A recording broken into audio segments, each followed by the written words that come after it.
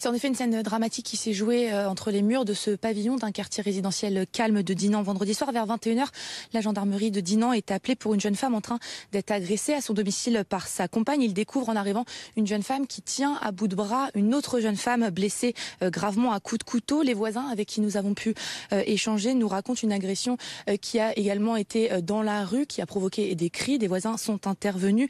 Un voisin a mis à l'abri le petit garçon de 5 ans de la victime qui assistait à la scène. La dispute s'est ensuite prolongée à l'intérieur du domicile et lorsque la police est arrivée, ils sont parvenus à maîtriser l'agresseuse, mais la victime qui était donc blessée à coups de couteau décédera quelques minutes plus tard de ses blessures. La suspecte est la jeune femme qui partageait la vie de la victime depuis environ 2 mois. Elle a été interpellée, mise en examen pour homicide volontaire sur conjoint.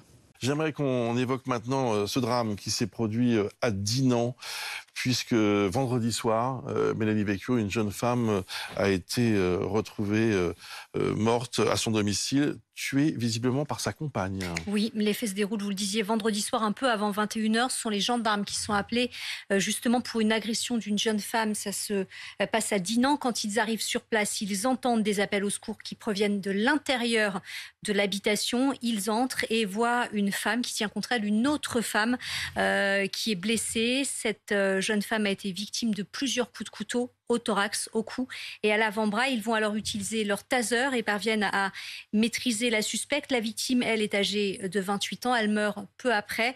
On a une idée un petit peu plus précise du déroulé des faits. Dans la soirée, une dispute éclate donc entre ces deux femmes.